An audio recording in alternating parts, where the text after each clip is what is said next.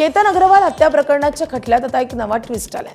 आरोपी सिया गोयलचा भाऊ साहिल गोयलला वकील आशुतोष श्रीवास्तव यांनी थेट 10 कोटी रुपयांच्या नुकसान भरपाईची कायदेशीर नोटीस बजावली आहे। वडगाव मावळ कोर्टानं नुकसान सुनावणी दरम्यान सिया गोयलनं आपले वकील आशुतोष श्रीवास्तव नसून विपुल दुशिंग आहेत असं सांगितलंय आणि त्यानंतर हा वाद सुरू झाला।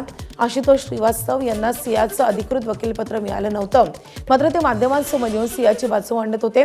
काल थेट कोर्टामध्ये सहभाग घेत श्रीवास्तव यांनी सियाची बाजू मांडली, पण सियानं श्रीवास्तव आपले वकील नसल्याचं सांगितल्यावर त्यांना न्यायालयातून काढता पाय घ्यावा लागला। त्यामुळे श्रीवास्तव चांगलेच संतापले। साहिल गोयलनं खोटे बिनबुडाचे आणि बदनामीकारक आरोप करून आपल्या व्यावसायिक प्रतिष्ठेला धक्का पोहोचवल्याचा दावाही त्यांनी केलाय। 10 कोटी रुपयांच्या नुकसान भरपाईची मागणी त्यांनी केली आहे।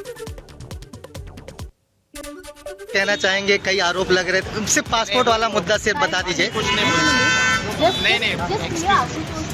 एक minute. We have never hired him. He is not someone that we have hired from our family or from school.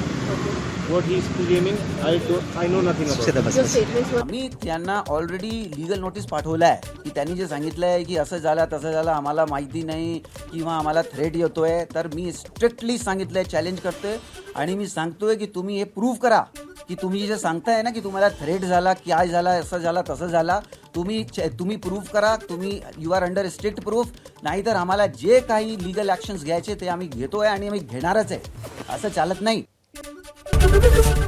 ABP माझा, उघडा डोळे बघा नीट।